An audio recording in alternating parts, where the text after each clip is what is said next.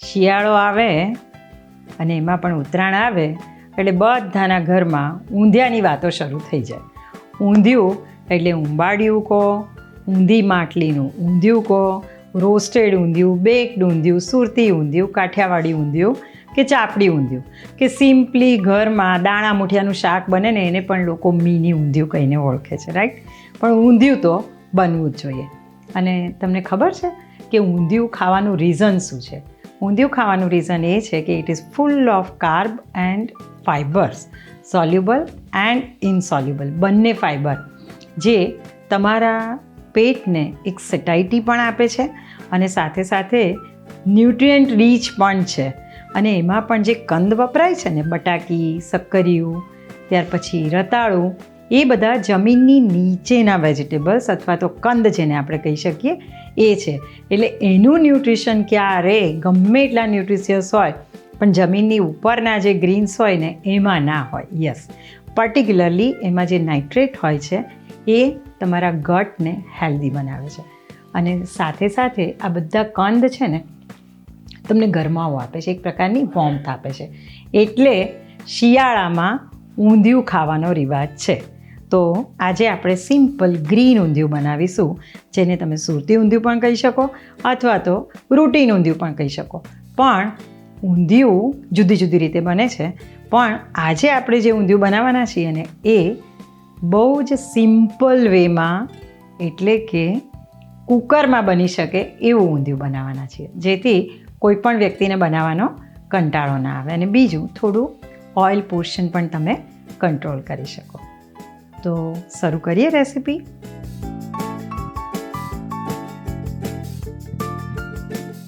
સૌથી પહેલાં તો કોઈ પણ પ્રકારનું ઊંધિયું હોય, પણ આ જેટલા નામ કયા ને બધા જ ઊંધિયામાં ઊંધિયાની જાન એટલે કે મુઠિયા.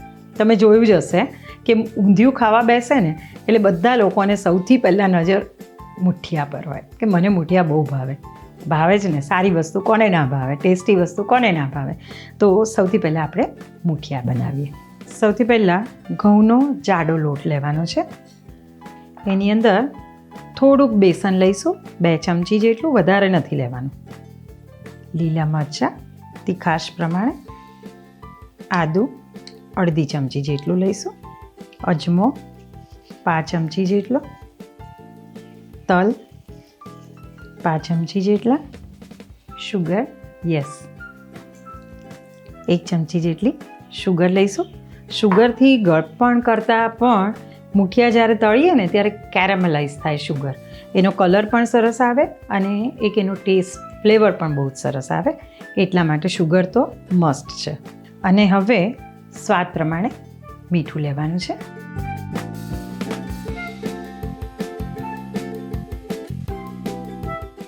ઘઉંનો લોટ હોય એટલે થોડું મોણ તો લેવું જ પડે.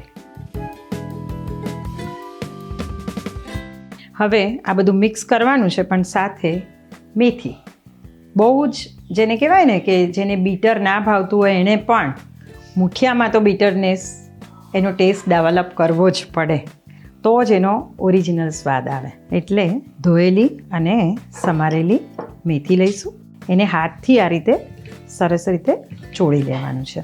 આમાં કોથમીરની જરૂર નથી, કારણ કે મેઇન જે છે એ મેથીની જ ફ્લેવર લેવાની છે. એટલા માટે જેટલો લોટ હોય એટલી મિનિમમ મેથી લેવાની છે. એનાથી વધારે પણ તમે લઈ શકો છો. હવે જરૂર પ્રમાણે પાણી લઈ અને કઠણ લોટ બાંધવાનો છે.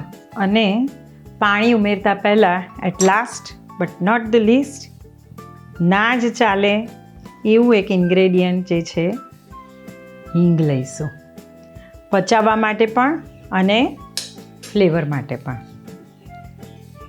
પાણી થોડું થોડું લેવાનું છે. લોટ કઠણ બાંધવાનો છે. ઘણા લોકો હળદર અને લાલ મરચું પણ એડ કરે છે, પણ મને લીલો કલર ગમે છે એટલે હું નથી એડ કરતી. આમ તો કોઈ પણ ડો એટલે કે લોટ બાંધીએ ને તો એને થોડીક વાર માટે 5-7 મિનિટ માટે પણ રેસ્ટિંગ તો આપવું જ જોઈએ, જેથી કરી અને હોમોજીનિયસિટી આવે. જે પણ તમે મસાલા અંદર નાખ્યા હોય એ સરસ રીતે મર્જ થઈ જાય. હવે એને 5 મિનિટ માટે રેસ્ટ આપીશું. હવે આ ડોમાંથી મુઠિયા, ઘણા લોકો લાંબા મુઠિયા કરતા હોય અને ઘણા નાના ગોળ મુઠિયા કરે છે. તમને ગમે એવા શેપના મુઠિયા તમે કરી શકો છો. અને સાઈઝ પણ મીડિયમ સાઈઝ કરીશું. એને એક વખત આ રીતે પ્રેસ કરવાનું અને પછી એને ગોળ કરી લેવાનું. આ જ રીતે બધા મુઠિયા તૈયાર કરી દઈશું. મુઠિયા તળવા માટે શીંગ તેલ જરૂરી છે. હા, અને એમાં પણ ફિલ્ટર્ડ હોય તો વધારે ફ્લેવર આવશે. તો અત્યારે આપણે ફોર્ચ્યુન ગ્રાઉન્ડનટ ઓઇલ લઈએ છીએ ફિલ્ટર.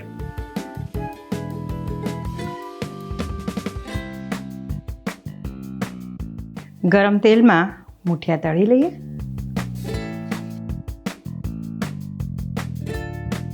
મુઠિયાને ક્રિસ્પી કરવાના છે એટલે પહેલાં મીડિયમ હીટ રાખીશું અને પછી ફાસ્ટ કરીશું. મુઠિયા સરસ તળાઈ ગયા છે, કાઢી લઈએ. આ મેથીના ફ્લેવરવાળું જે તેલ છે ને એમાં જ ઊંધિયું બનાવવાનું છે. યસ, તો જ એની ઊંધિયાની જે ફ્લેવર છે ને એન્હાન્સ થશે. હવે આ મેથીવાળું જે ગરમ તેલ છે ને એમાં જ આ રૂટ જે કંદ વેજીટેબલ છે એને આપણે તળવાના છીએ. સાતળીએ કે તળીએ જે કંઈ કહે. આની અંદર જ આપણે મીઠું એડ કરી દઈએ એટલે એની ફ્લેવર પણ આવી જાય ને ટેસ્ટ પણ આવી જાય મીઠાની. રતાળું એને ધોઈ અને છોલવાનું છે. છોલીને કાપ્યા પછી એને ધોવાનું નથી. આ સાંતળીને નાખવાનું રીઝન એ છે કે ચીકાશ ના પકડે. રતાળું તળાઈ જાય એટલે કાઢી લઈશું. હવે આ જ તેલમાં સેમ વે આપણે નાની બટાકીને તમે આખી પણ રાખી શકો અને આ રીતે 2 પીસમાં કટ કરીને પણ લઈ શકીએ. એને પણ ફ્રાય કરી લઈશું.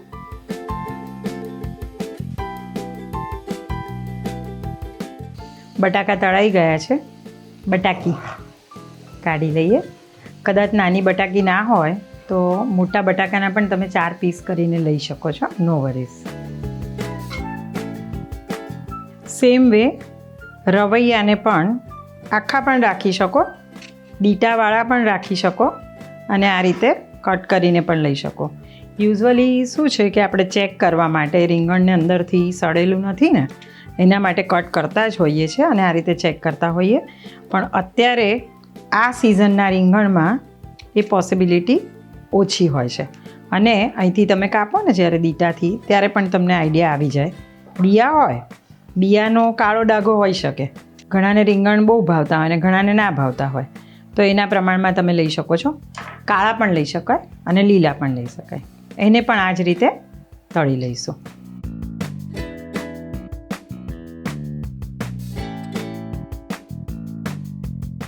રીંગણ પણ તળાઈ ગયા છે એને બહાર કાઢી લઈએ. સેમ વે કાચું કેળું એ લેવાનું છે. એને આ રીતે વચ્ચે કટ કરી લીધો છે. એને પણ થોડુંક તળી લઈશું. અને નોટ નેસેસરી કે આટલું તેલ મૂકવું જ પડે. હા, તમે ઓછા તેલમાં પણ આ બધું જ કરી શકો છો. ઘણા લોકો બહુ સ્કેપ્ટિકલ હોય કે તળેલું ખાવાનું. પણ એક વાત કહું, તમે બહાર જ્યારે જમો છો ને રેસ્ટોરન્ટમાં ત્યારે રેસ્ટોરન્ટના કિચનમાં જો જાઓ તો ખબર પડે કે કેટલું તેલ તળેલું તેલ વપરાય છે ત્યાં. અને એના બદલે આ તો વર્ષમાં એક વખત આવું તળેલું શાક આપણે ખાઈએ છીએ તો ખાઈ શકાય, વાંધો નથી. અને નહીં તો પછી બેટર હેલ્ધીયર ઓપ્શન ઇઝ ઉંબાડિયું અથવા તો શેકેલું જે માટલાનું ઊંધિયું આવે ને એ તમે ખાઈ શકો. ઇવન તમે બેક્ડ ઊંધિયું પણ બનાવી શકો. ઓવનમાં ઓટીજીમાં મૂકી અને બેક્ડ ઊંધિયું પણ બનાવી શકો છો. શાકને એક બાજુ મૂકી આ જ બોલમાં આપણે મસાલો તૈયાર કરી લઈએ. એના માટે કોથમીર લઈશું.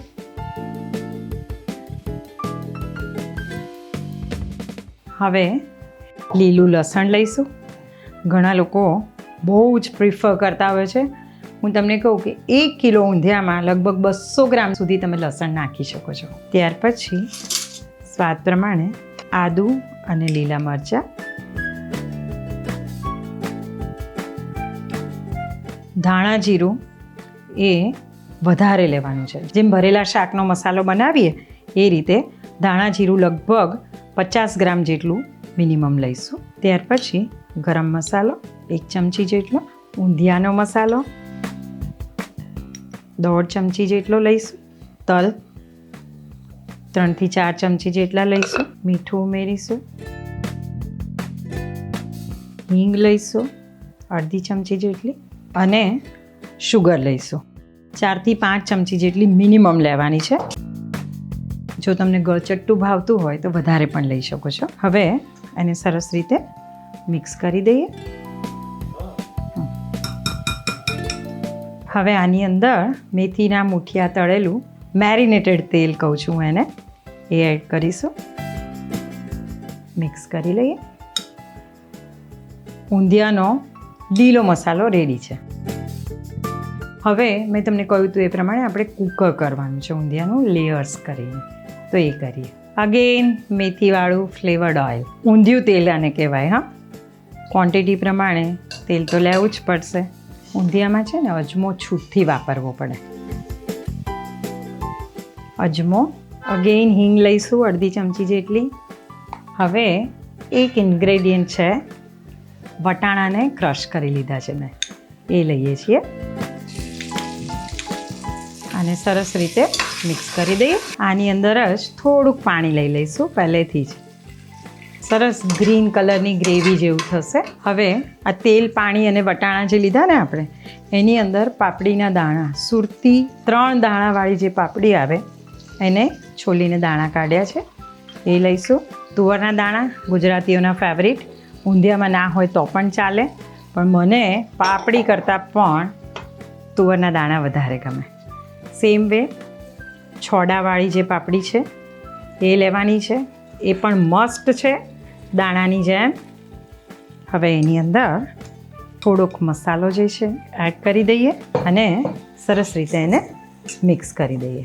ઇફ યુ વિશ તમે એવું પણ કરી શકો કે બંને જાતના દાણા અને પાપડી છે ને જે છોડાવાળી, એને ઉકળતા પાણીમાં 5 મિનિટ માટે ઉકાળી લેવાનું અને પાણી નિતારી લેવાનું પછી, એટલે 50% કૂક થઈ જશે. ત્યાર પછી હવે આજે ફ્રાય કરેલા કે તળેલા કે સાંતળેલા એ બધા વેજીટેબલ્સ, કંદ અંદર ઉમેરી દઈશું આપણે. ફરી એક વખત મસાલો એની ઉપર સ્પ્રિંકલ કરવાનો છે અને સૌથી ઉપર જે છે એ મૂઠિયા મૂકવાના છે, ઓલરેડી તળેલા છે. મરચાં જસ્ટ ફોર ટેસ્ટ, મોળા પણ લઈ શકો, તીખા પણ લઈ શકો, જે પણ લેવા હોય તમે લઈ શકો છો. ઘણા લોકો તીખા પ્રિફર કરે છે. બાકીનો મસાલો છે. ફરી એક વખત તેલ,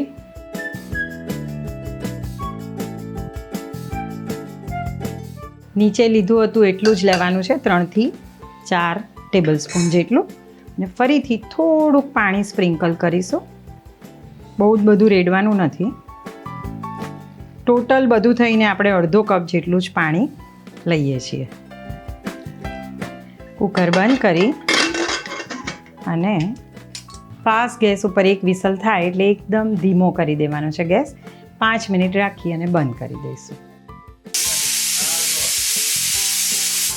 કુકર ખોલી દઈએ. વાહ, સરસ સુગંધ આવે છે. હા, તમને નહીં આવતી હોય પણ તમે બનાવશો ત્યારે તમને આવશે ને મને નહીં આવે. બધું શાક સરસ રીતે ચડી ગયું છે. સરસ મિક્સ કરી દઈએ. પહેલાં લેયર કર્યા હતા પણ હવે આપણે સર્વ કરતાં પહેલાં એને મિક્સ કરી દેવાનો છે.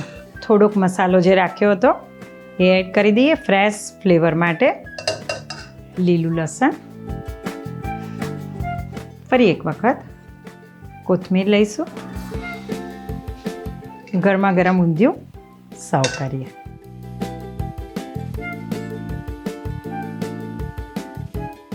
સરસ મજાનું કુકર ઊંધિયું રેડી છે. યસ, તમે કહેશો કે અડધું તો ફ્રાય કર્યું, પણ તમને ખબર છે ટોટલ તેલ મેં ફ્રાય કર્યું, વઘાર કર્યો કે લેયર કર્યા, બધામાં થઈ અને 300 mlથી વધારે તેલ ગયું નથી. પણ એની સામે શાક કેટલું હતું એ પણ વિચારવાનું ને. લગભગ બધું થઈ અને 4 કિલો જેટલું શાક હતું, તો એમાં 300 ml ઓઇલ તો જાય જ. કહેવાય તળેલું ઊંધિયું, પણ એકચ્યુઅલી એ કુકર ઊંધિયું જ છે. તો ચોક્કસ બનાવજો.